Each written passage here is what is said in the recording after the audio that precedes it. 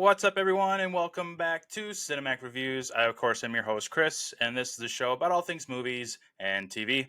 I got an awesome episode for you today. I'm finally reviewing one of my favorite movies of all time, Gladiator, starring Russell Crowe and Joaquin Phoenix. This is the Ridley Scott film that has been acclaimed for the past 20 plus years, and I'm finally doing it on today's show. I'm super excited about it.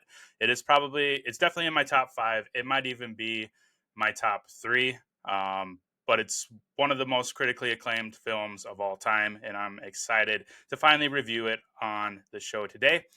Couple reminders at the top. You can watch this show at youtube.com/the cinematic reviews. You can also continue to listen to it on Apple Podcasts, Spotify, and Amazon Music. Also, if you've noticed on the YouTube channel, I've been slowly converting all the audio versions over to the YouTube channel on my previous library episodes, such as Marvel, DC, and some of the Fast and Furious ones are going on there, Mission Impossible, and other big franchises as well. Eventually, all those episodes will be included in the YouTube channel under Cinematic Archives. And then I've also separated the bigger franchises out with the through the playlists for some easy access there. So go ahead and check out the YouTube channel for past episodes that I've done over the years. So to kick off the show today, let's head over to news and reactions.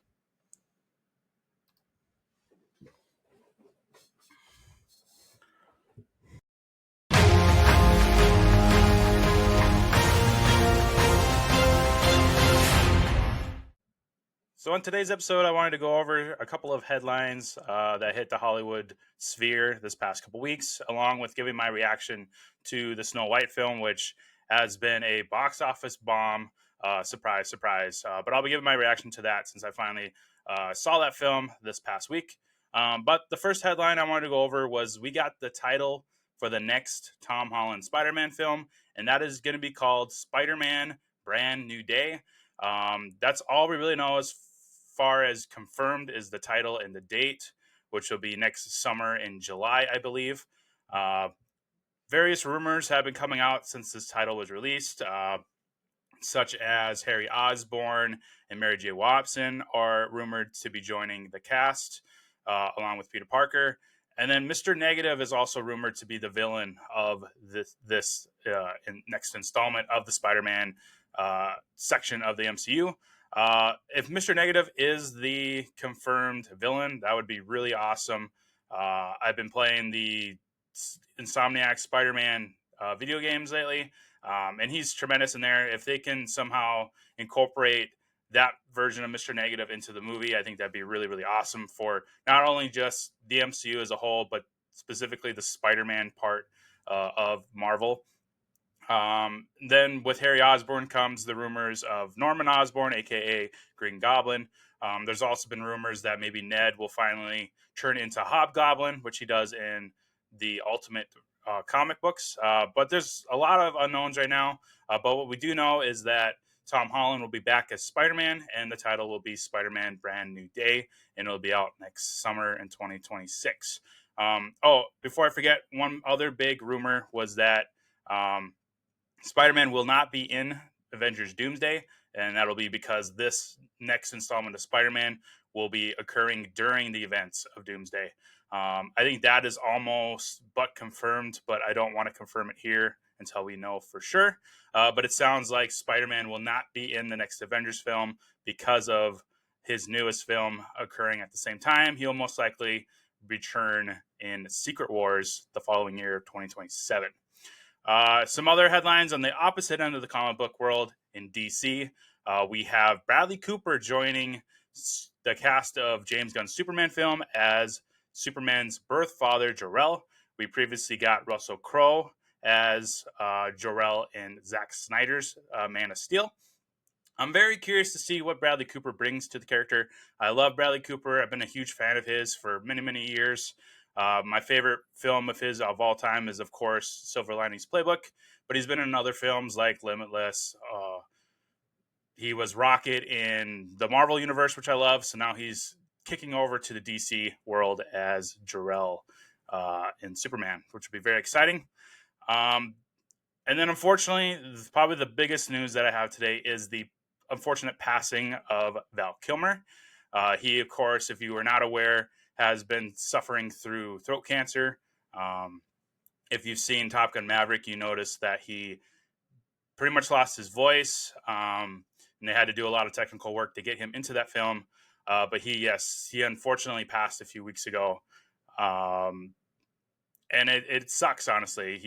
I'm a huge fan of his. I think the first thing I ever saw him in was Willow, uh, back in the day with Warwick Davis. Then I saw him in Batman Forever, alongside Jim Carrey, Tommy Lee Jones, um, Chris O'Donnell as Robin. I actually liked his Batman quite a bit.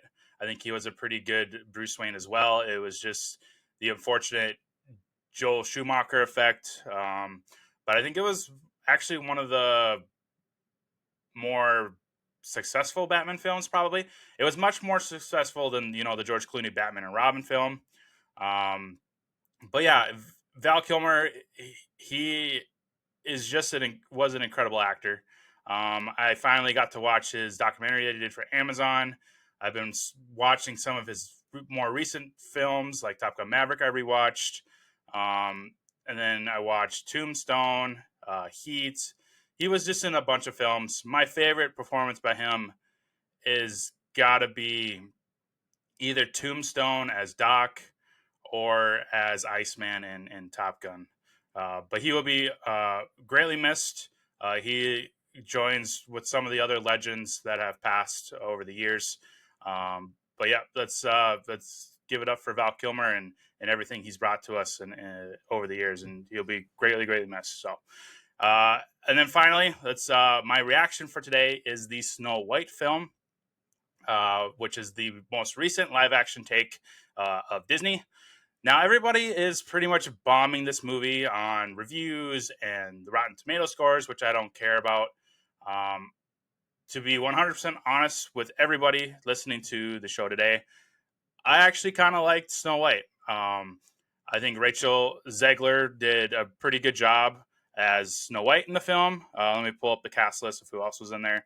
Gal Gadot, who you've probably seen in a bunch of stuff. She's probably most famous for the Fast and Furious franchise as Giselle. She was the evil queen in that film, which she was pretty good. She wasn't like perfect in the role. It's one of those roles that probably any actor of her age probably could have played. But I'm glad they got her because she is a pretty decent actress. It's just, I think a lot of her stuff that was written for her was kind of over the top, and the musical stuff was pretty good. Um, but Rachel Zegler, aside from all the social media stuff and the headlines that leading up to the movie, I went into this movie just kind of with the blank slate, open minded, and I actually really liked it. I was very surprised walking out of the theater on how much I enjoyed the film. I enjoyed the music, enjoyed the costumes. The one thing that I did not like was the CGI choice for the dwarves. Um, I think if you're going to do something like this, you might as well just get real actors in there. I understand that Disney probably wanted to lean into the CGI a little bit so that they can kind of copy and paste from the animated movies and the cartoons and all that. But if you're going to do a live action take on one of these classic Disney movies, just go full in and get live actors and try to be on practical sets. Disney is one of those companies that's been really leaning into the vision or whatever the heck they call it, the blue screen, which you can tell in this film that quite a bit of the background was CGI'd. There were a few spots in the movie you could probably tell that were actual practical sets, but for the most part, Disney's been leaning into that CGI factor. And the dwarves, they spent hundreds of millions of dollars on this film. And the dwarves CGI still looked really bad. I don't quite understand why Disney is putting so much money into these movies and the CGI is just really bad. I don't know if they need to start, restaffing that department or maybe switch up their technology a little bit, but it's not working. They definitely need to change it. Um, but yeah, I at the end of the day, I actually like this movie. I'm not one that's gonna go review bomb it on social media or anything like that. I'm actually kind of advocating for it. If you are a fan of Disney, a fan of Rachel Zegler, or a fan of Snow White in general, I'd say give this movie a shot. If you don't want to go spend $100 at the theater, I totally understand that. Theaters aren't cheap anymore. But when it eventually does hit Disney Plus, I mean, check it out. Maybe you might even like it just like I did. But I by no means think it was a terrible trash heap of a movie, like a lot of people are saying online. I actually think there's a pretty solid movie in there. If you just kind of retweak the dwarves a little bit, maybe use more practical sets. I think this would have been one of the better Disney movies.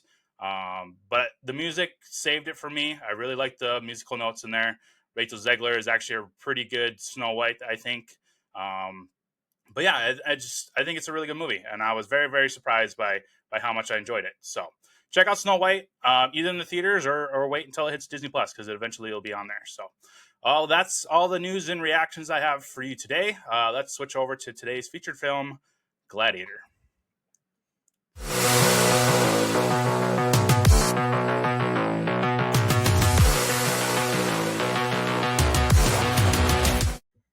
So, like I said, Gladiator is a movie that I've been waiting to do on this show. It's one of my favorite films of all time.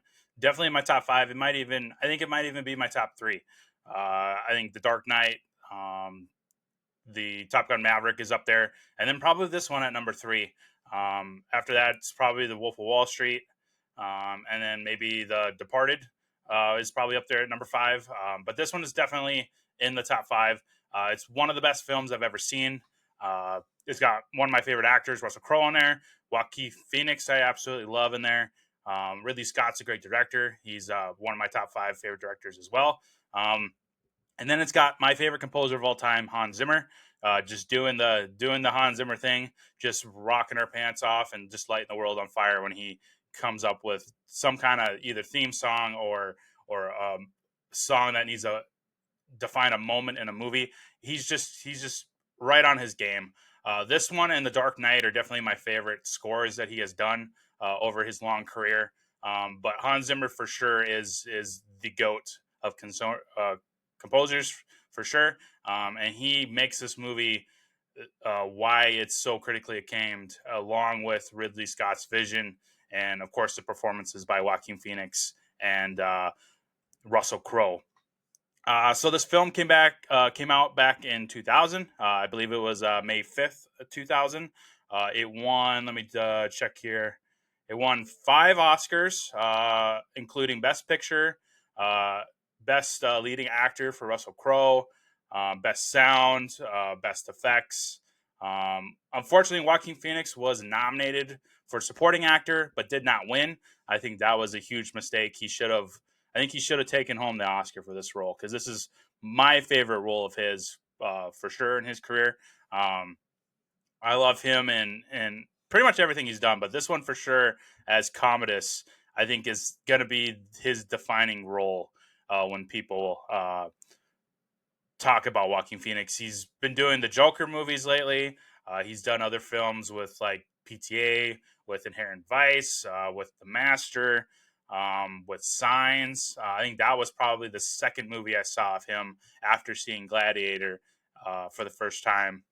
But yeah, he's just a tremendous actor. He's a great villain.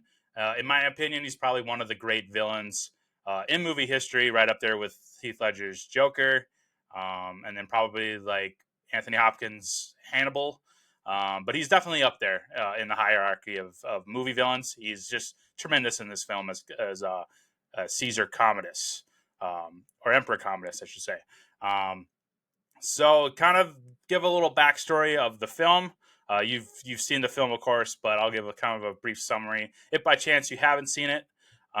So Russell Crowe plays a general in the Roman army. He's kind of like a second son to the Emperor Marcus Aurelius, who's played by the incredible Richard Harris, who you probably remember as Dumbledore in the Harry Potter franchise. Um, After the Emperor's untimely death by being killed by Commodus, who's played by Joaquin Phoenix, um, Russell Crowe is basically on the run. He's treated as a prisoner and then thrown into slavery. That is where he meets Proximo, the kind of like slave owner slash like gladiator entrepreneur, I guess you can call him. And that's where he enters the world of gladiators and seeks his revenge on Commodus, who ordered his wife and son to be killed as a result of Marcus Aurelius' his death. So very great revenge story. One of my favorite. I think it's the best revenge story, honestly, in movie history, or maybe even just the history of history. Um, Maximus, who is Russell Crowe's character, is a very devoted Roman soldier and husband and father. I think you can't really recast this role. This was Russell Crowe's to own, and I think he owned it. In researching for today's show, I think I did read a quote somewhere that Russell Crowe did in an interview post Oscars. He did feel unfulfilled in this role. He feels like that Oscar should have went to Ridley Scott instead of himself. But I'm gonna disagree a little bit with him there. I think he gave everything he had, threw it on the table, and this is gonna be his defining role when he unfortunately passes. But I think he did a tremendous job. But kudos to him to feeling like he left some stuff on the cutting edge floor. I'm sure a lot of actors in these huge blockbuster films feel that way. Um, but I think he did the best job that he possibly could. He got extremely jacked for this movie. I remember listening to a podcast that he did with Joe Rogan where he was in the best shape of his life and he doesn't think he could ever get back to that point. And it shows. He was very, very in shape for this movie. And you kind of have to be with all the action scenes that they were doing. And just kind of be that figure and that presence in the general slash gladiator role. I mean, you kind of have to look like you're fit and you're strong. So he definitely put his body to the test as well as his acting chops. Like, I honestly think that this is his best acting that he's ever done and probably ever will. Not to say that his projects after this are bad. I just think this is kind of like the peak that he's ever going to hit. And this movie made a lot of money. It made over $400 million off of only like $100 million budget. And then, like I said at the top, it won 5 Oscars. Like, I don't think he's ever going to be part of a film this big ever. And this is just kind of his shining jewel, I think, in his filmography over his long, long career. But yeah, this is just a tremendous film. Ridley Scott, who I love, this is definitely his masterpiece. I know he's got like Alien and Black Hawk Down, which I love, but I think this for sure is like his master work, and this is going to be the film that he is remembered for sure. Um, and it's this movie kind of was a lightning bolt. You know, we had Gladiator 2 come out last year, and on next week's episode, that's a movie that I'm going to review as well. And I like that movie, but this for sure is just kind of like lightning in a bottle. Like, you're not going to be able to replicate it. Gladiator 2 did its best to not only honor this movie, but kind of change the universe a little bit. But there's no replicating this movie ever. That's the best I can say. It's lightning in the bottle, and this is the best iteration that we're ever going to get. So to kind of switch back over to the cast, we've got, like I keep saying, Russell Crowe as Maximus, who is tremendous in here. Joaquin Phoenix as Commodus, who is just a slime ball. I mean, he's hitting on his own sister the entire movie. He kills his own father. He tries to kill Maximus. He hosts these games in honor of his dad, who Marcus Aurelius actually is the emperor that took away the games. And then how does he honor his dad? By bringing back the games. I mean, that's the dickest move of all dick moves. Then you have Connie Nielsen, who is the daughter of Marcus Aurelius, Commodus' sister. She actually returns in Gladiator 2. Spoiler if you didn't know that. But the trailers kind of gave that away anyway, so I don't think it's a spoiler.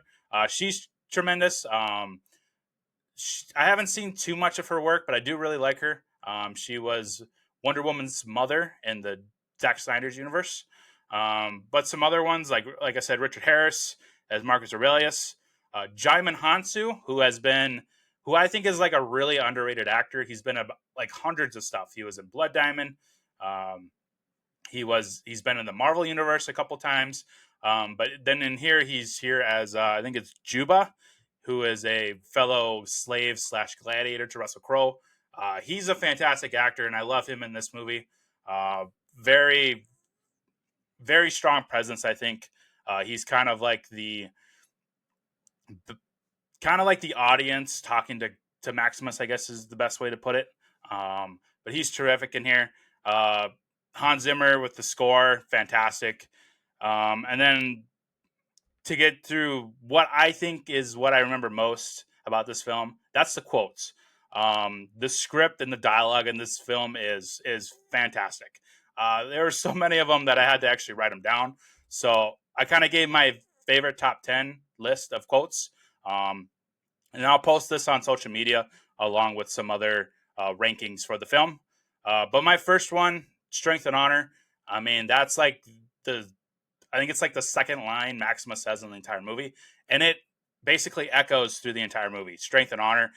Gladiator 2 brings it back with Paul Mescal's character. He says it a bunch of times in there, but I really like that one. I think that one hits hard. Another one that happens within like the first 5 minutes of the film was "On My Signal, Unleash Hell."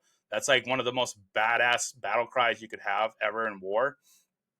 And then probably my favorite quote in not just this movie, but in like all movie history, and it's something that I live by every day. What we do in life echoes in eternity. I actually have it like in a canvas on my wall here at home. It's such a powerful quote, and like I said, I live by it every day. I mean, I'm making this podcast over the past couple of years because of this quote, because I want this podcast to echo through eternity as my legacy. And that's kind of where I got the inspiration was from this quote in Gladiator. It's just a powerful quote. I love it. Getting to some of the other ones, a general who became a slave who became a gladiator who defied an emperor. I believe this was like the tagline of the movie. I remember seeing the posters at the movie theaters, and that was the tagline on them. And that scene between Commodus and Maximus at the end when he says this, you have Maximus, he's like tied up like this.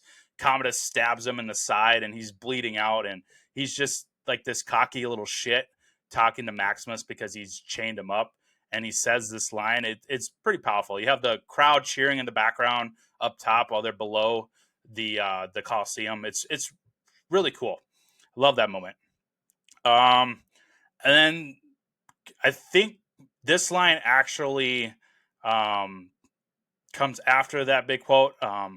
It's said a couple times, but this is by Maximus. Death smiles at us all. All a man can do is smile back. That's a pretty badass line to say when you're about to die. It's pretty cool. And this is probably like my second favorite line of the whole movie. This happens when Maximus reveals himself to not only Commodus but the entire Colosseum that he is Maximus, the general turned slave. And he's kind of like eyeballing down Commodus in this moment. It's kind of like the biggest like pump your chest, like I'm coming for you, you scumbag. So he says, "Father to a murdered son, husband to a murdered wife, and I will have my vengeance in this life or the next." Like that's such a baller move to say in front of an emperor. Like he's coming, I'm coming for you, you son of a bitch. Like it's really cool. Um, and then this is why Joaquin should have won Best Supporting Actor. This line that I'm about to read, and you probably know which one it is. This has got to be the coldest and most villainous line I've ever heard in a movie.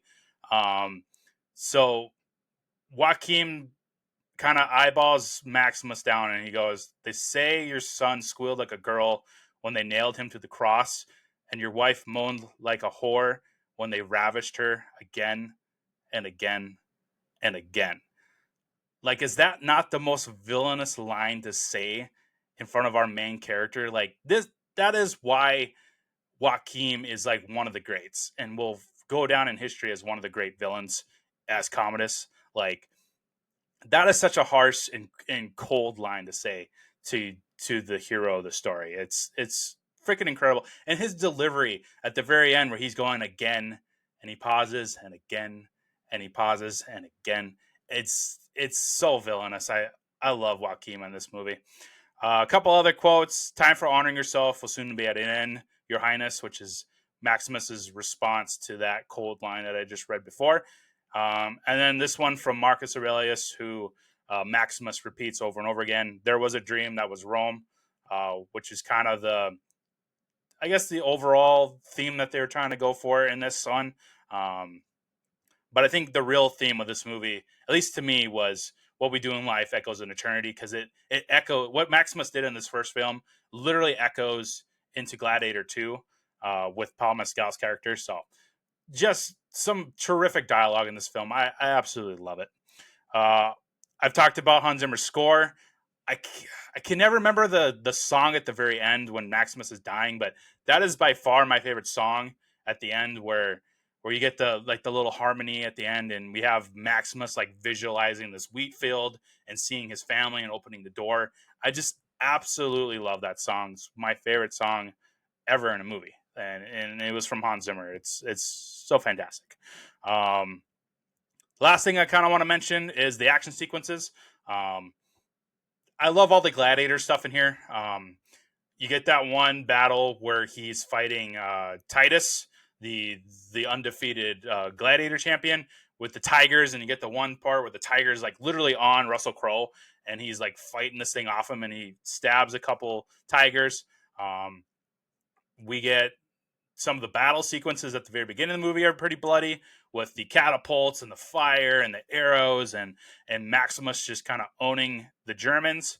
And then throughout his gladiator career, he gets what was it? I said the tigers already. You get that first one in like Africa, I think he is, where they're like chained together. So he's like chained to Jaimin Hansu's character, and they have to work together and survive. And then we get the chariot battle where Maximus literally says like, if we're all gonna live, like we have to work together. So follow my lead, and we're gonna win this. And they take down the chariots. Like, and then we get the final sequence at the end with Commodus and Maximus, which is really really cool. I think it was a very unique and awesome idea to have Commodus stab Maximus right before that fight, and for Maximus to still own Commodus. Like Commodus put up a little bit of a fight, but at the end of the day, that was Maximus's fight to win.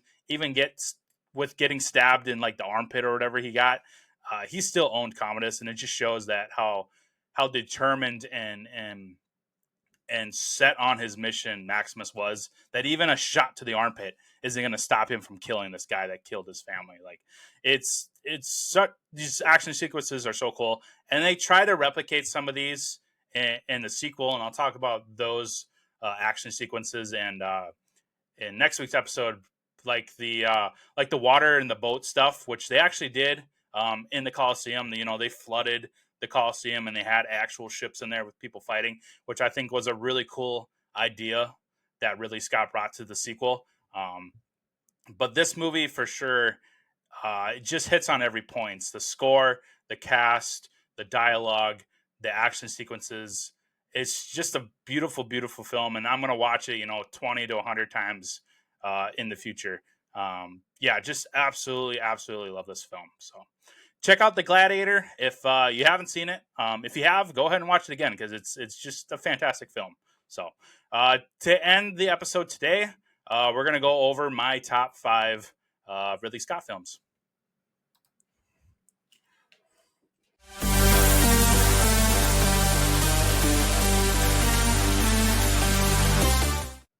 So let me pull up my top 5 Ridley Scott films. At number 5, I have Kingdom of Heaven. This stars Orlando Bloom and Liam Neeson. Kind of about the Christian Crusaders going through the different campaigns that they did against the Muslims. Uh, Very long film. I actually watched it a few weeks ago, the director's cut, which is probably about 3.5 hours long. Um, which is typical for Ridley Scott. He's one of the directors like Zack Snyder, Christopher Nolan, who tends to kind of float between the 2.5 hour to 3.5 hour time frame, depending on how much like content they have. I think the original cut of Kingdom of Heaven is like 3 hours long, so the director's cut adds about a half hour. That seems to be the case for Ridley Scott. He adds about a half hour to there, whereas like Zack Snyder, I think adds like an hour to his director cuts. Um, and then Christopher Nolan's his movie is kind of the director cut.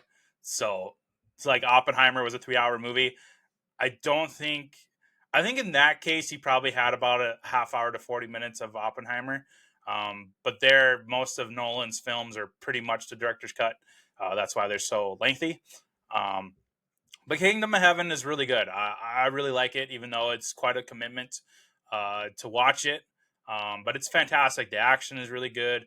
I'm not a huge Orlando Bloom fan, but he's actually really good in there. I like him in there as kind of the successor to the King. Liam Neeson's always great. He is Orlando Bloom's father in there.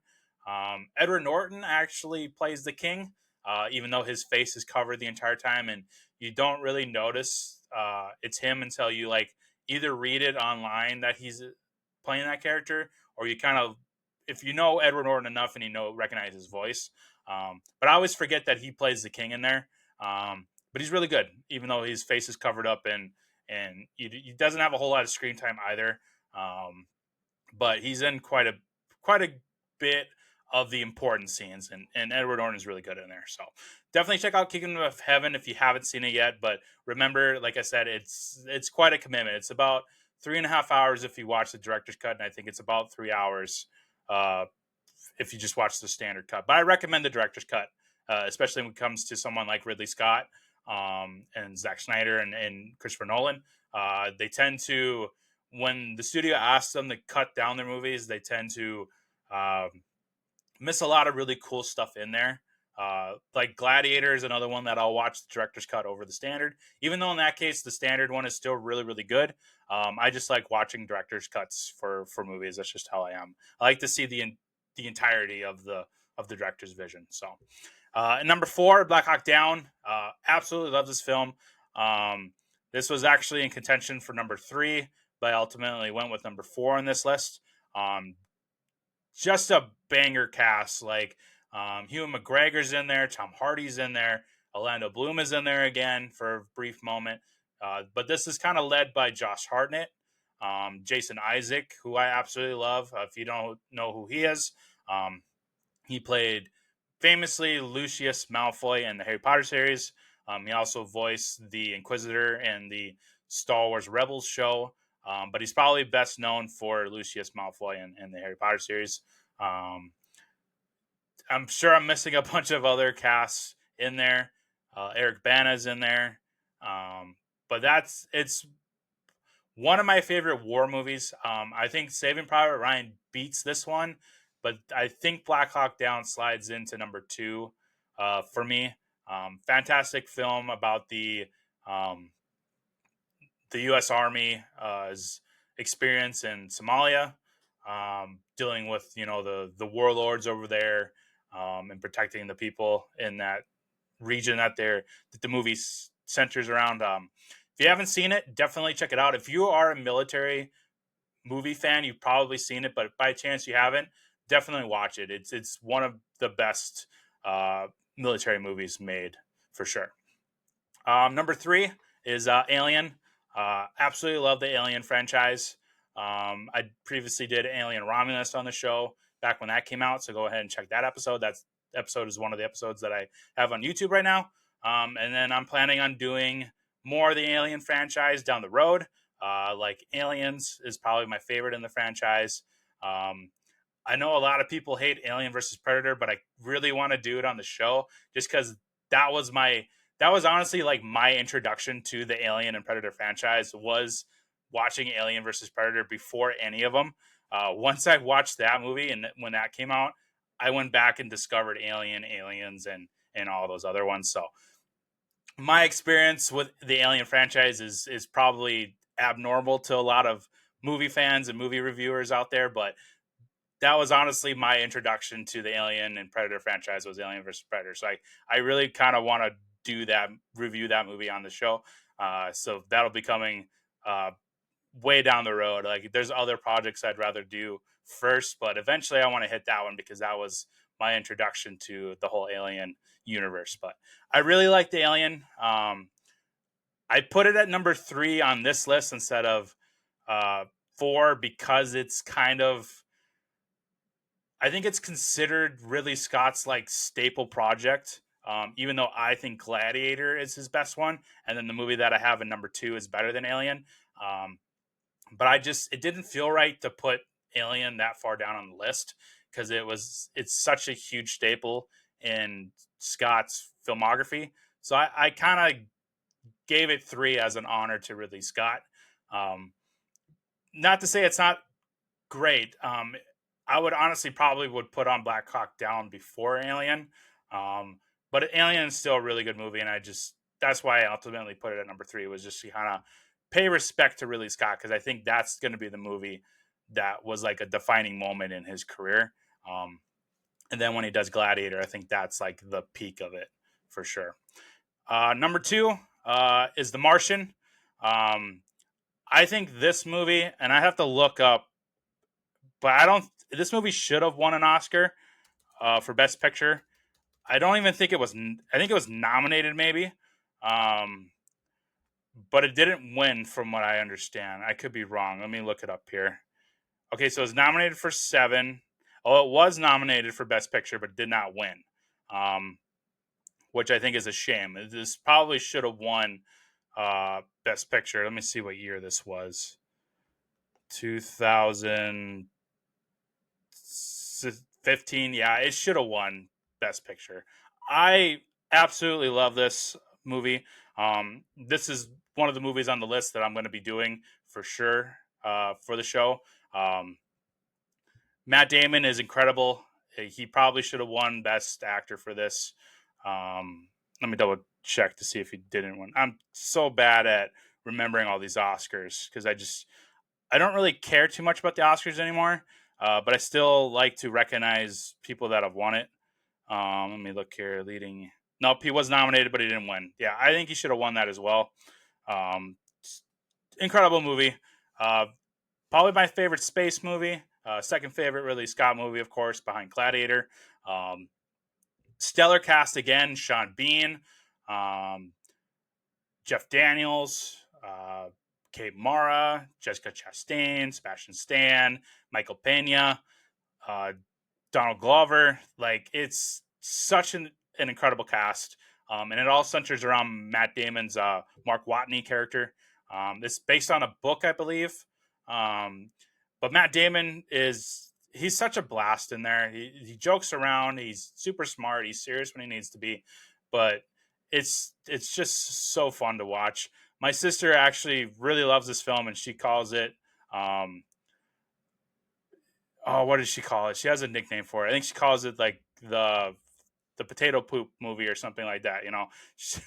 But no, it's a fantastic movie. Absolutely love it. Definitely going to be doing it on the show. And then at number 1, surprise, surprise, it's Gladiator. As you can probably, if you didn't tell during my review on today's episode, I think it's number 1. And Ridley Scott's filmography. It's just a staple in movie history for sure, and not just Ridley Scott's filmography, but just Hollywood in general. This is just such a huge movie with a huge fan base and huge acclaim from the critics and audiences. It's just one of the best movies of all time, if not the best movie of all time. So that is my list of top 5 Ridley Scott films. I'll be posting this on the social media pages, so check that out if you want a visual aid. I will also be posting those favorite quotes as well on the pages, so check those out.